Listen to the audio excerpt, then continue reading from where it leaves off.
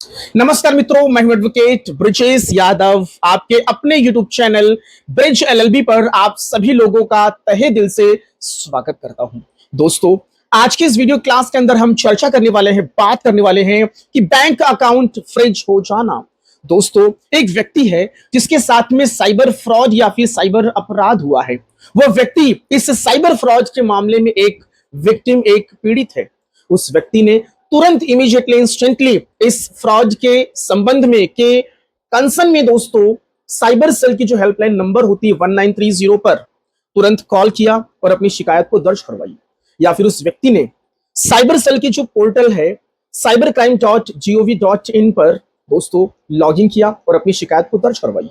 और ऐसे में तुरंत इमीडिएटली साइबर सेल जो पुलिस है उसने कंसर्न संबंधित बैंक के पास एक मेल किया, उनको एक लेटर लिखा, एक मैसेज किया दोस्तों कि फला फला इस खाते के अंदर साइबर फ्रॉड का पैसा ट्रांसफर हुआ है, ये यूटीआर नंबर, ये रेफरेंस नंबर है, तुरंत इमीडिएटली इस बैंक अकाउंट को फ्रीज कर दिया जाए।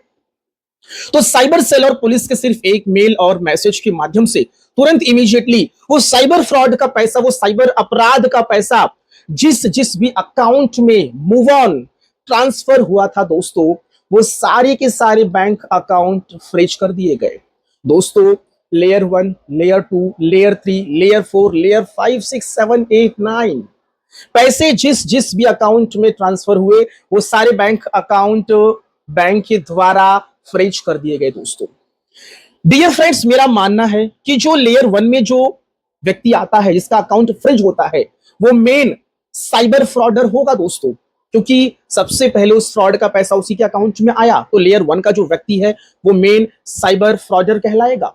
फिर उस व्यक्ति ने उस पैसे को आगे जिस भी अकाउंट में ट्रांसफर किया होगा वो लेयर 2 में आ जाएगा, और वो भी कहीं ना कहीं उस साइबर फ्रॉड से कनेक्टेड जरूर होगा दोस्तों। उसके बाद फिर वही पैसा आगे लेयर 3 तीसरे व्यक्ति के अकाउंट में ट्रांसफर होता है दोस्तों, वो व्यक्ति लेयर 3 में आ जाता है, और ये जो अमाउंट है वो धीरे धीरे अगले अगले अकाउंट में ट्रांसफर होता जाता है। दोस्तों, कई बार तो ऐसा भी है। तो देखिए, लेयर 1, लेयर 2, लेयर 3 की जो व्यक्ति होते हैं जिनका जिनका अकाउंट फ्रीज कर दिया गया है, वो जस्टिफाइड है, वो चीज समझ में आती है कि वहां पे जो पैसा ट्रांसफर हुआ है उनके अकाउंट में वो साइबर फ्रॉड हो सकता है, वो साइबर अपराधी हो सकते हैं। लेकिन यही साइबर अपराधी यदि आगे चलकर किसी शॉप या फिर दुकान पर जाते हैं और वहां पर कोई गुड्स या फिर कोई सर्विसेज लेते हैं, फॉर एग्जाम्पल एक चाय की टपरी पर गए, चाय पिया और वहां पर भुगतान पेमेंट किया, तो दोस्तों चाय वाले को तो ये नहीं पता ना कि ये जो पैसा मेरे अकाउंट में आ रहा है, जो मैं सर्विसेज दिया उसके बदले में जो मुझे पैसे मिल रहे हैं, ये साइबर फ्रॉड का पैसा है। या फिर ये जो साइबर जो अपराधी हैं, ये किसी होटल में गए, किसी ढाबे पर गए, इन्होंने वहां पर खाना खाया और खाना खाने के बाद ढाबे के मालिक, होटल के मालिक को पेमेंट कर दिया। तो ढाबे के मालिक और होटल के मालिक को क्या पता था कि ये साइबर अपराधी हैं, ये जो मुझे पैसे भेज रहे हैं ये साइबर अपराध का पैसा है। तो कहीं ना कहीं यहाँ पे ढाबे के मालिक का, चाय वाले का, होटल वाले का, सबका अकाउंट फ्रीज कर दिया गया, क्योंकि इनके अकाउंट में भी वो साइबर फ्रॉड का पैसा ट्रांसफर मूव ऑन हुआ है दोस्तों। तो जितने भी लोग लेयर्स में आ रहे थे सभी का अकाउंट फ्रीज कर दिया गया। और यहाँ पे ये चाय वाला, ये ढाबे वाला, ये लाइक होटल वाला या फिर कोई भी व्यक्ति XYZ जो गुड्स एंड सर्विसेज दे रहा है और उसके बदले में जो उसको पैसे मिल रहे हैं वो साइबर फ्रॉड के पैसे थे, और उन सभी के बैंक अकाउंट फ्रीज कर दिए गए।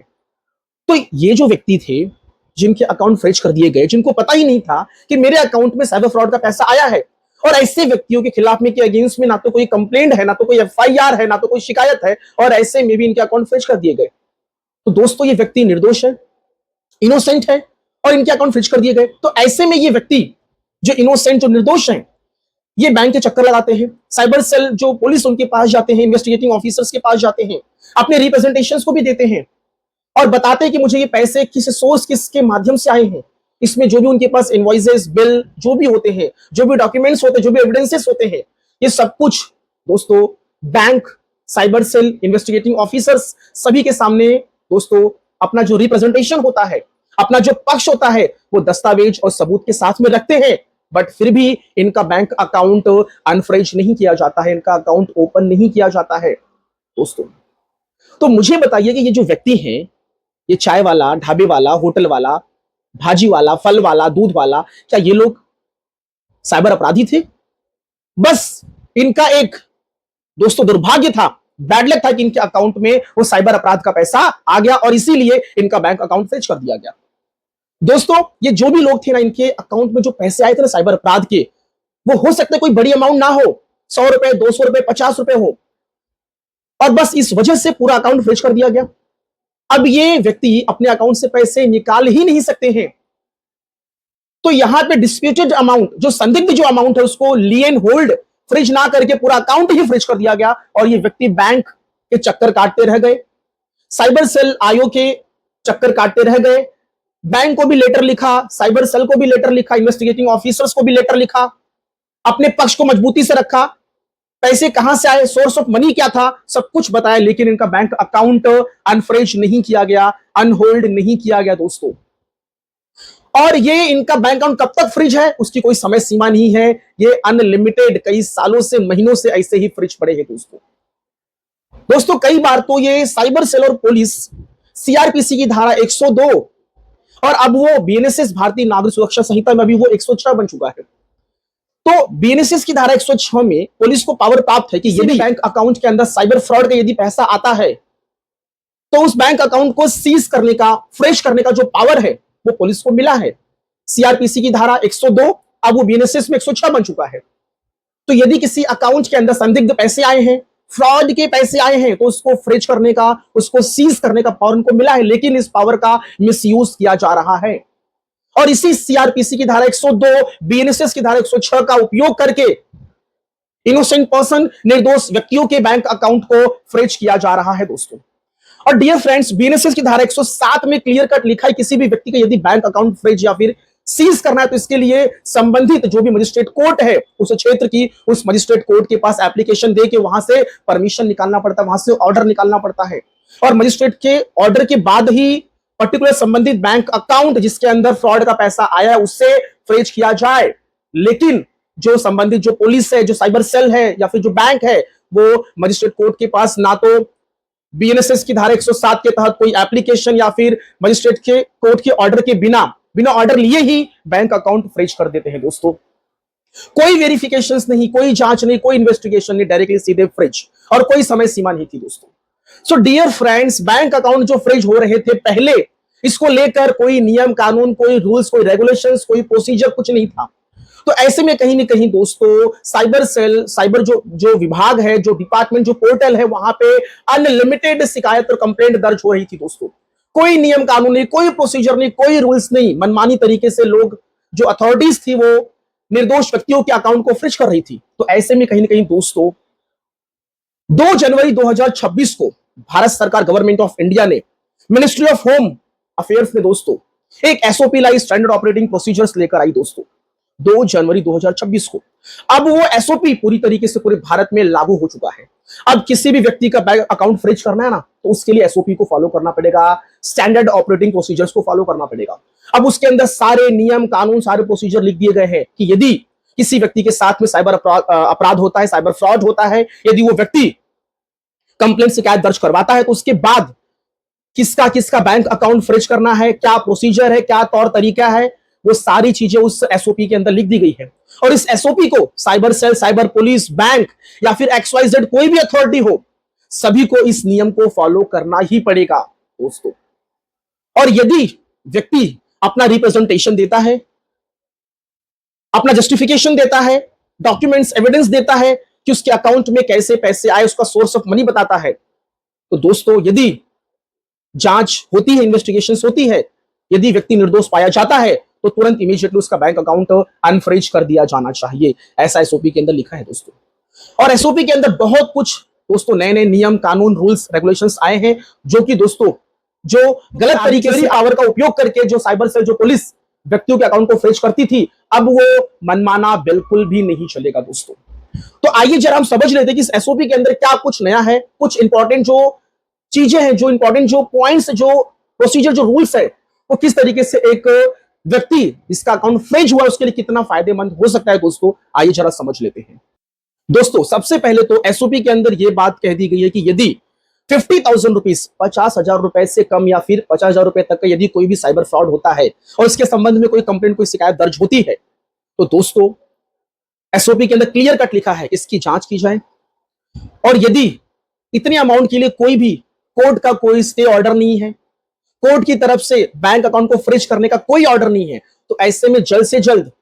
दोस्तों जांच की जाए, इन्वेस्टिगेशंस की जाए, और यदि व्यक्ति प्रॉपर जस्टिफिकेशन दे देता है, cyber cell police proper verification कर लेती है, और यदि वह व्यक्ति इस साइबर अपराध में इन्वॉल्व नहीं रहता है, तो ऐसे में तुरंत इमीडिएटली उस व्यक्ति का बैंक अकाउंट अनफ्रीज किया जाएगा, यदि मामला 50,000 रुपीज या फिर उससे कम का है तो ऐसे में कोर्ट कचहरी मजिस्ट्रेट के पास जाने की जरूरत नहीं है, या फिर मजिस्ट्रेट की तरफ से कोई भी ऑर्डर नहीं पास हुआ है तो। दूसरी चीज दोस्तों, यदि किसी व्यक्ति का बैंक अकाउंट फ्रीज कर दिया गया है, ऐसे में वो व्यक्ति अपना रिप्रेजेंटेशन देता है, अपने डॉक्यूमेंट्स, अपने एविडेंसेस को सबमिट करता है साइबर सेल के पास, साइबर पुलिस के पास, बैंक के पास, आईओ के पास, और ये प्रूफ कर देता है कि उसका कोई इन्वॉल्वमेंट नहीं है और ये पैसा उसके अकाउंट में कैसे आया है, ये सारी चीजों को वो प्रॉपरली बताता है, इन्वेस्टिगेशंस में कोऑपरेट करता है, तो दोस्तों ऐसे में अगले 90 दिनों के अंदर ही इस मैटर को, इस इश्यूज को रिजॉल्व करना पड़ेगा। साइबर सेल को, पुलिस को और बैंक को, सबको एक दूसरे से कोऑर्डिनेट करके इस इश्यूज को, इस प्रॉब्लम को रिजॉल्व करना पड़ेगा अगले 90 दिनों के अंदर ही। यदि 90 दिनों के अंदर कोई सोल्यूशन, कोई समाधान नहीं आता है, तो ऐसे में कहीं ना कहीं बैंक को उस संबंधित उस जो व्यक्ति, जो पर्टिकुलर जो व्यक्ति है इसका बैंक अकाउंट फ्रीज कर दिया गया, उसके बैंक अकाउंट को अनफ्रीज करना होगा, उसके सारे पैसे को रिलीज करना होगा दोस्तों। तो 90 दिनों का जो फ्रेमवर्क है, जो टाइमलाइन है, वो एसओपी के अंदर मेंशन्ड कर दिया गया है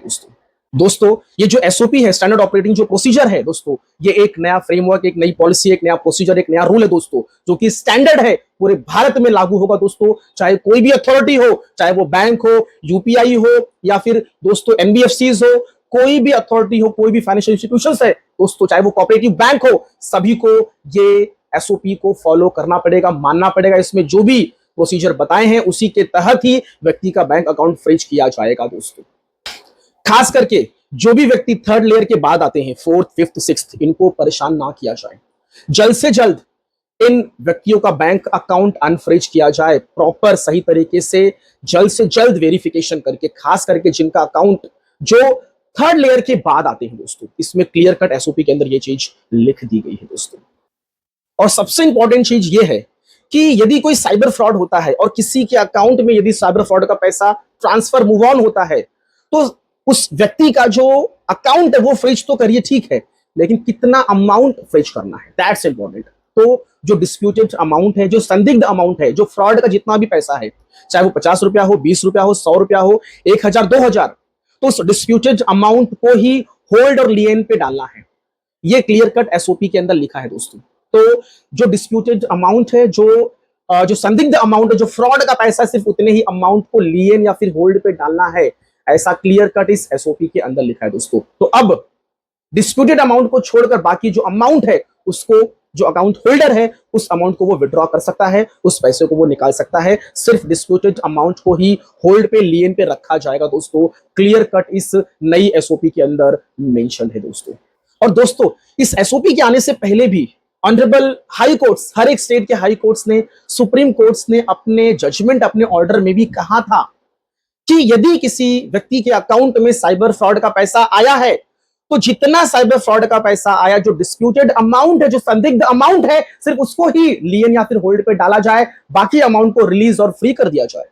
honourable high court, supreme court का क्लियर कट इसके पहले बहुत सारे ऑर्डर्स और जजमेंट आए हैं दोस्तों। उसी के बेसिस पर इस एसओपी के अंदर इस पॉइंट, इस बात को भी रखा गया दोस्तों। और इस चीज को सभी बैंक को फॉलो करना होगा, साइबर सेल, पुलिस जो भी है, सभी को इस चीज को फॉलो करना होगा दोस्तों। डियर फ्रेंड्स, एसओपी के अंदर ये बातें भी लिखी गई है कि जो भी बैंक्स होंगी, एनबीएफसीज होंगी, उनको एक डेडिकेटेड एक साइबर टीम दोस्तों बनानी होगी, बैठानी होगी। और ये जो डेडिकेटेड जो साइबर जो टीम होगी बैंक की, इनका प्रॉपर साइबर सेल और पुलिस से प्रॉपर कोऑर्डिनेशन होगा दोस्तों। ये प्रॉपरली एक दूसरे को कोऑर्डिनेट करके जो भी कंप्लेंट, जो भी शिकायत आएंगी, उसको कम से कम 90 दिनों के अंदर ही दोस्तों रिजॉल्व और इसको, इस प्रॉब्लम को सॉर्ट आउट करना होगा दोस्तों। तो हर एक बैंक को बोला गया है कि अपने बैंक के अंदर एक साइबर टीम का गठन किया जाए, एक डेडिकेटेड एक टीम बनाया जाए, जो इस साइबर के मामले में जो भी कंप्लेंट, शिकायत आती है, इसके संबंध में साइबर सेल और पुलिस से प्रॉपरली कोऑर्डिनेशन करके इस कंप्लेंट को, शिकायत को कम से कम समय में रिजॉल्व करना चाहिए दोस्तों। यहां पर एक मैं इंपॉर्टेंट चीज बताना चाहूंगा कि यदि किसी व्यक्ति के साथ में साइबर फ्रॉड होता है तो ऐसे में तुरंत इमीडिएटली उस व्यक्ति को साइबर सेल 1930 में तुरंत शिकायत दर्ज करवाना चाहिए और cybercrime.gov.in की जो पोर्टल है उस पर दोस्तों तुरंत शिकायत दर्ज करवानी चाहिए जैसे ही आपके साथ में कोई साइबर फ्रॉड होता है, चाहे वो इंटरनेट बैंकिंग का साइबर फ्रॉड हो, यूपीआई का साइबर फ्रॉड हो, गेटवे ऑफ पेमेंट का साइबर फ्रॉड हो या फिर कोई ऑनलाइन ट्रेडिंग है उसमें कोई आपके साथ में फ्रॉड हो जाता है, XYZ कोई भी यदि आपके साथ में साइबर फ्रॉड होता है इसके संबंध में तुरंत इमीडिएटली दोस्तों आपको अगले 1 घंटे के अंदर कोशिश करिए या फिर तुरंत इमीडिएटली यदि आप कंप्लेंट दर्ज करवाते हैं तो दोस्तों आपका जो पैसा है वो तुरंत वहीं पर जो साइबर सेल, जो पुलिस या फिर जो बैंक है, इन दोनों के कोऑर्डिनेशन से तुरंत इमीडिएटली उस पैसे को जिस अकाउंट में भी वो पैसा साइबर फ्रॉड का ट्रांसफर हुआ रहेगा उसको तुरंत इमीडिएटली होल्ड और फ्रीज कर दिया जाएगा दोस्तों और वो पैसा आपको रिटर्न मिल जाएगा। इस बात को समझिए। यदि आप लेट करेंगे, डिले करेंगे तो दोस्तों ये पैसा बहुत आगे तक निकल चुका होगा, तो इस पैसे को निकालना, रिटर्न लेना थोड़ा सा डिफिकल्ट और मुश्किल होगा। यदि आपके साथ में साइबर फ्रॉड होता है तो अगले 1 घंटे के अंदर कोशिश करिए तुरंत इमीडिएटली दोस्तों इसके संबंध में शिकायत और कंप्लेंट फाइल करवाइए दोस्तों, इंतजार मत करिए। तो दोस्तों अब थर्ड लेयर के बाद जिस भी लेयर्स में जो व्यक्ति आएगा जिसका अकाउंट अब पहले जो मनमानी तरीके से जो फ्रीज होता था अब वो फ्रीज नहीं होगा दोस्तों।